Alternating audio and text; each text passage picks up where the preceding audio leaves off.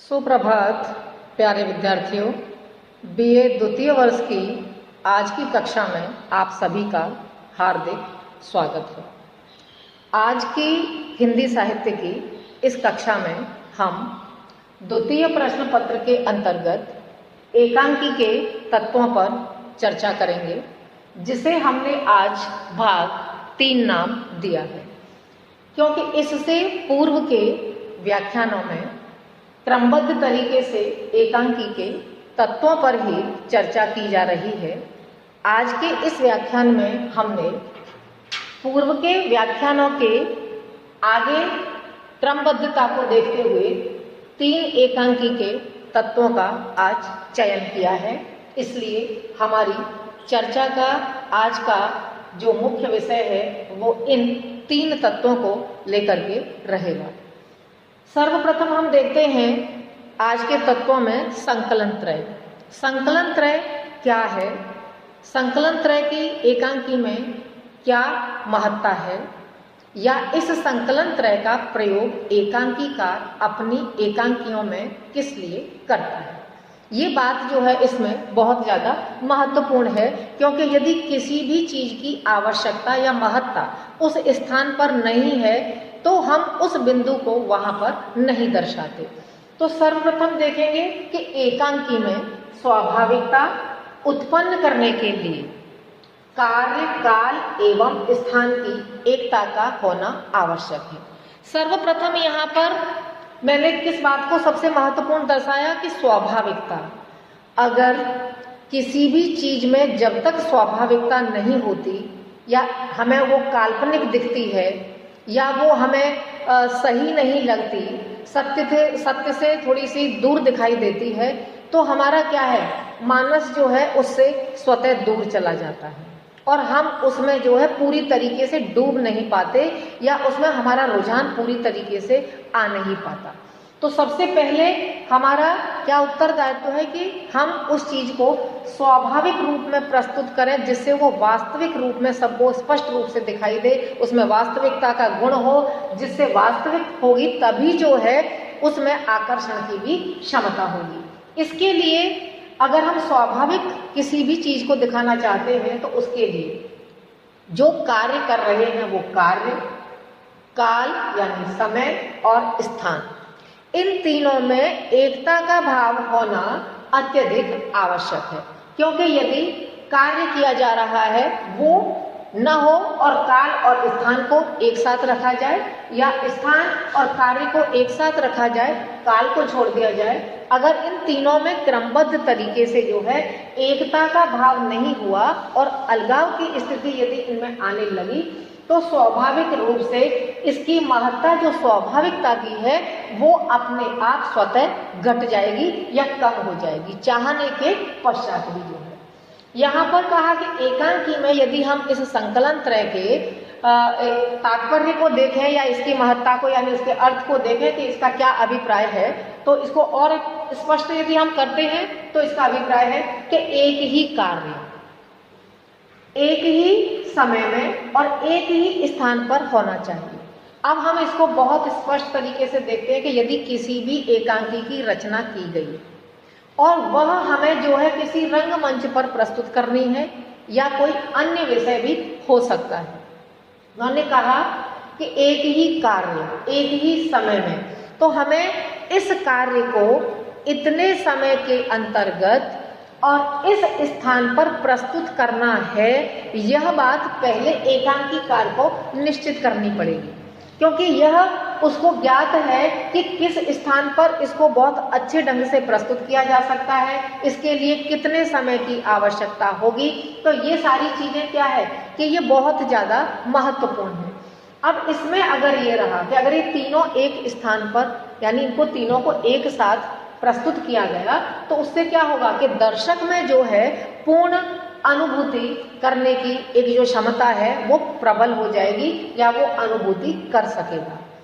अब वो अनुभूति क्यों कर सकेगा और ये तीनों के न होने से स्थिति में क्या परिवर्तन आएगा, हम सबसे पहले इस महत्वपूर्ण बिंदु पर जो है चर्चा करते हैं कि एक ही कार्य, यदि हमने किसी भी एक कार्य को, किसी एक घटना को हमने तय कर लिया। उसके पश्चात उसके लिए हमने, अभी मैंने पूर्व में ही आपको बताया कि समय भी निश्चित किया और स्थान निश्चित किया। हमने उस कार्य को वहां पर घटित किया, ठीक है। और घटित करने के पश्चात जो है, जो उसका कुछ भाग था वो हमने वहीं पर छोड़ दिया। उसके कई कारण हो सकते हैं कि क्या उस समय के अनुसार या उतने समय में उसको हम प्रस्तुत नहीं कर सकते थे, या जिस स्थान पर उस दृश्य को हम दर्शा रहे थे वह स्थान उसके अनुकूल नहीं था। जिस प्रकार की आगे की हम जो है घटना को दर्शाना चाहते हैं वह जो है उसके लिए अलग प्रकार के स्थान की आवश्यकता है। तो इसके लिए फिर हमें स्थान जो है बदलना पड़ेगा। अब स्थान बदल जाएगा, समय बदल जाएगा, तो जिन दर्शकों ने पूर्व की उस घटना को या उस स्थिति को घटित होते हुए देखा, अगर उसका दूसरा भाग हम दूसरे स्थान पर दूसरे समय में यदि दर्शाते हैं तो निसंदेह रूप से दर्शक को जो है इसमें जो है कहीं ना कहीं जुड़ने में थोड़ी सी समस्या आएगी। इसलिए आएगी कि जब वो इस दृश्य को दूसरे स्थान पर देखेगा उसी घटना को, और समय के अनुसार भी हो सकता है कि पहले जो घटना घटित हुई उसका समय दिन का हो और फिर बाद में जो घटना आधा हिस्सा जो उसका प्रस्तुत किया उसका समय जो है रात्रि का हो या शाम का समय हो, ऐसा भी हो सकता है। तो वहां पर जब वो दूसरी बार उस घटना को देखता है प्रस्तुत होते हुए तो निश्चित रूप से पूर्व की जो स्मृतियां हैं वो भी आकर के वहां पर खड़ी होती हैं। तो वहां पर एक तो क्या है कि तुलना भी आने लगेगी कि भाई यह स्थान उसकी अपेक्षा श्रेष्ठ है या पहले का स्थान सही था, पहले का जो समय चुना था वो इसकी अपेक्षा ये था। तो बहुत सारे बिंदु उसके मानस पटल पर आएंगे और साथ साथ आगे जिस चीज को वो देखने जा रहा है दूसरे स्थान पर, वहां पर जो है उसके मन में सबसे पहले पूर्व की सारी चीज को जो है जब तक वो ताजा नहीं करेगा तो आगे की स्थिति जो है जुड़ नहीं पाएगी। इसलिए उसमें दोनों में क्या है, बीच में जो है एक गैप का भाव आएगा और गैप आने से जो है दोनों घटनाएं अपना एक अलग अलग सा है, एक ही चीज, स्थान बदला है, समय बदला है, लेकिन इसके बदल जाने से जो है स्थितियां जो है परिवर्तित हुई और दर्शक में जो है उसकी पूर्ण अनुभूति नहीं हुई। अगर हम इसकी विरोधी स्थिति को देखते हैं कि अगर हमने किसी भी दृश्य को जो है एक साथ दर्शाया और एक साथ प्रस्तुत किया और समय भी एक ही था और स्थान भी एक ही था, तो आपने प्रारंभ से अंत तक उसको लगातार देखा, तो प्रारंभ से अंत तक की जो भी घटना थी या जो भी स्थिति आपने देखी उसका निष्कर्ष आप तुरंत उसी समय पर निकाल सकते हैं। उसके पक्ष विपक्ष के जो तर्क हैं वो आप तुरंत दे सकते हैं, क्योंकि अगर दोनों में अलगाव हुआ तो आप नहीं दे सकते, क्योंकि जब तक आप दूसरे हिस्से को नहीं देखोगे या दूसरे स्थान की सारी चीज़ों का मूल्यांकन नहीं करोगे, जब तक आप उस स्थिति पर नहीं आ सकते। इसलिए एकांकी में जो है इस चीज का बहुत ही अहम भूमिका है कि इसमें जो है इन तीनों का एक साथ जो है प्रयुक्त होना अत्यधिक आवश्यक है, तभी जो है दर्शक उसकी पूर्ण अनुभूति कर सकता है। आगे का जो है हम दूसरा तत्व देखते हैं, अभिनेता। अभिनेता जो है अब एकांकी की सफलता का रहस्य जो है अभिनय होने पर ही निर्भर है। एकांकीकार ने अपनी एकांकी की रचना की। हर एकांकीकार जब एकांकी की रचना करेगा तो निसंदेह रूप से उसके मन में यह भाव पूर्व में ही समाहित होगा कि मेरी एकांकी हर दृष्टिकोण से सफल है। ये किसने तय करा? ये एकांकीकार ने। लेकिन जो है वास्तव में वह कितनी सफल हुई, इसको तो जब ही देखा जा सकता है कि जब उसको अभिनय के माध्यम से प्रस्तुत किया गया और अभिनय कितनी कुशलता के साथ उसमें उभर करके आया है, तभी यह निश्चित होगा कि वह एकांकी कितनी सफल है, क्योंकि देखने वाला ही उसको इस बात के लिए तय करेगा कि यह एकांकी एक सफल एकांकी कही जा सकती है। अभिनय के द्वारा मनोभावों की अभिव्यक्ति संभव है, क्योंकि हमारे अंदर जो भी पात्र हैं उनमें बहुत सारे मनोभाव व्यक्त हैं। कथा वस्तु के अनुसार ये सारे मनोभाव उसको अभिनय के माध्यम से जो है व्यक्त करने हैं। यदि अभिनय नहीं हो तो उसके अंतर मन में जो मनोभाव समाहित हैं वह या तो बहुत ही साधारण अवस्था में ही उनको मुख के द्वारा कह करके व्यक्त करे, या फिर जो है वह उन मनोभावों को जो है साधारण तौर से अपने मन में ही उसका उद्वेलन वो चलता रहे। ऐसी स्थिति आएगी और अभिनय के माध्यम से वो जिस प्रकार से भाव उसके मन में है उसको उस कुशलता से बहुत ही अभिनय के माध्यम से जो है पात्र उसको प्रस्तुत करेगा, जिसको कि दूसरे व्यक्ति को समझाने में इतनी अधिक सफलता रहेगी कि उसको बहुत स्पष्टीकरण देने की आवश्यकता नहीं है या मुख से उन संवादों को कहने की आवश्यकता नहीं है। वह तो स्वतः अभिनय के माध्यम से ही संपूर्ण बात को जो है उजागर करने में सफलता हासिल करेगी एकांकी जो है। अब इसमें आया है कि एकांकी की रचना अभिनय को दृष्टि में रख करके ही की जाती है। अब किसी भी एकांकी की रचना एकांकीकार ने की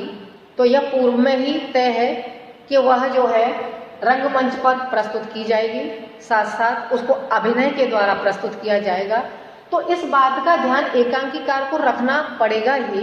कि अगर एकांकी की रचना की है तो उसने संवाद जो प्रयुक्त किए हैं वो संवाद इस प्रकार के हों कि उसमें अभिनय करने का या अभिनेता का जो है गुण जो है संवादों में विद्यमान हो। यदि संवाद इस प्रकार के हुए कि इतने सरल साधारण इस तरह के हुए कि आप उस पर किसी भी प्रकार का अभिनय कर ही नहीं सकते, तो फिर यह अभिनेता के गुण को आप किस प्रकार से समाहित करोगे। और अगर आपने एकांकी में अभिनय नहीं किया तो वो रंगमंच पर प्रस्तुत नहीं हो सकती, और रंगमंच पर प्रस्तुत नहीं हो सकती तो ये विधा यदि रंगमंच की है तो उसकी महत्ता स्वतः जो है कम हो जाती है। इसलिए जब एकांकीकार संवादों की रचना करता है तो उसको इस बात का ध्यान रखना पड़ता है कि ये संवाद कितने अभिनय को कुशलता से प्रस्तुत करने में सफलता हासिल कर सकेंगे। यदि ऐसा नहीं है तो उसको अपनी एकांकी में उन संवादों को परिवर्तित करके अभिनय वाले संवादों को रखना उसके लिए आवश्यक हो जाता है। आगे है वेशभूषा, हाव भाव एवं अंग संचालन अभिनय को प्रभावशाली बनाते हैं। यदि अभिनय आपने किया, आप बिल्कुल सीधे के सीधे खड़े हुए हैं, आपकी अंग भंगिमा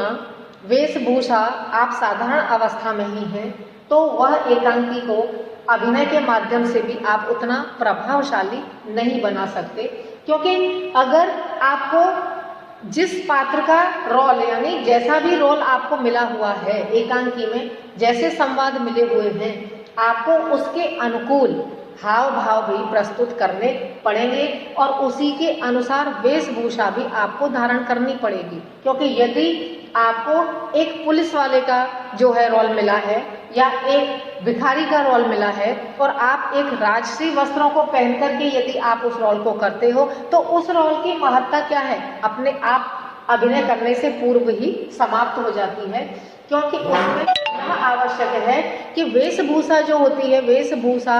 सबसे पहले हमारे लिए आकर्षण के लिए हमें अपनी ओर खींचती है और हम उससे भी जो है बहुत कुछ यह सिद्ध कर लेते हैं कि आगे जो भी अभिनय किया जाएगा वो किस विषय से संबंधित किया जाएगा, क्योंकि उसकी वेशभूषा ने जो है पहले ही उस चीज को प्रस्तुत कर दिया जब तक उसने अपने संवाद बोलने प्रारंभ नहीं किए हैं। लेकिन वेशभूषा और हाव भाव ने बहुत सारी चीजों को पहले ही प्रस्तुत कर दिया है।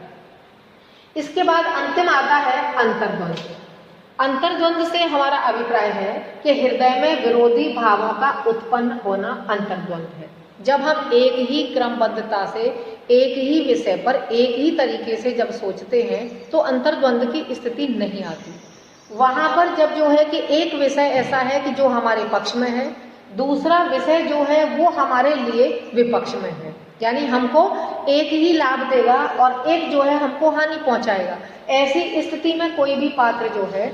वहां पर अपने विचार जो है यानी मन में जो है विचार मंथन करेगा कि दोनों में से अगर एक जो है मेरे लिए हितकर है और दूसरा अहितकर है तो मैं किस विषय को चुनूं, और किस विषय को चुनूं उसमें वो दोनों ही विचार आपस में क्या है एक द्वंद्व उत्पन्न करते हैं, विरोध की अवस्था उत्पन्न करते हैं कि जिससे जो है मानस पर जो है एक घर्षण जैसा जो है प्रारंभ होता है और उसमें से फिर जो है वो एक को चयनित करने के लिए हर समय पर जो है जब तक उस विषय तक वो नहीं पहुंच जाता या उस विषय को नहीं चयनित कर लेता, जब तक उसकी स्थिति उसी द्वंद्वपूर्ण स्थिति में ही बनी रहती है। इसमें आया कि विषम समस्या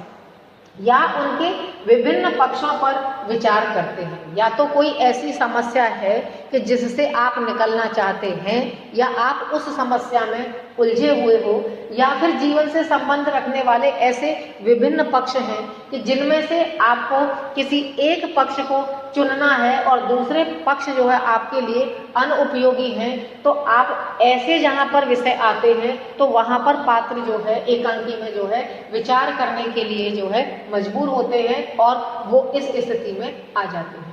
उनकी मन स्थिति संघर्षपूर्ण होती है, क्योंकि वो दोनों में जब द्वंद्व चलता है और दोनों में से किसी एक पहलू को चुनने में जब तक वह सफल नहीं होता पात्र, जब तक उसके साथ यह संघर्षपूर्ण स्थिति होना स्वाभाविक है। पात्रों की इस मन स्थिति का सूक्ष्म विश्लेषण एकांकी का प्राण है। जो मन स्थिति चल रही है या जो मनोवैज्ञानिक ये पक्ष है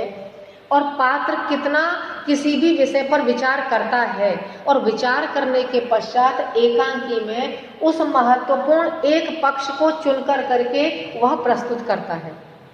और कितनी बारीकी से जो है वह उसको प्रस्तुत करता है, यह चीज जो है एकांकी का प्राण है। क्योंकि अगर एकांकी में जो है इस प्रकार का संघर्षपूर्ण स्थितियां रही और पात्र जो है दोनों ही स्थितियों के मध्य अंतर्द्वंद में जो है पूरी तरीके से उलझा रहा, किसी एक पक्ष को वो चयनित नहीं कर पाया या किसी एक पक्ष पर अपना सही मत नहीं दे पाया, या जो विषय चुना वो उसके अनुकूल नहीं था, उसका निर्णय अपने स्थान पर गलत रहा, यदि ऐसी स्थिति रहती है तो वह भी एकांकी में, जब हम एकांकी का अध्ययन करते हैं तो एकांकी में हमारे समक्ष स्पष्ट रूप से आ जाती है। पाठक उसको बहुत भली प्रकार से पकड़ भी लेता है कि यहाँ पर अंतर्द्वंद की स्थिति को दर्शाया गया है, लेकिन पात्रों ने उस अंतर्द्वंद की स्थिति का कुशलता पूर्वक यहाँ पर अपना रूप जो है प्रस्तुत नहीं किया है। इसलिए जो है वह एकांकी का प्राण इसलिए है कि जो मन की,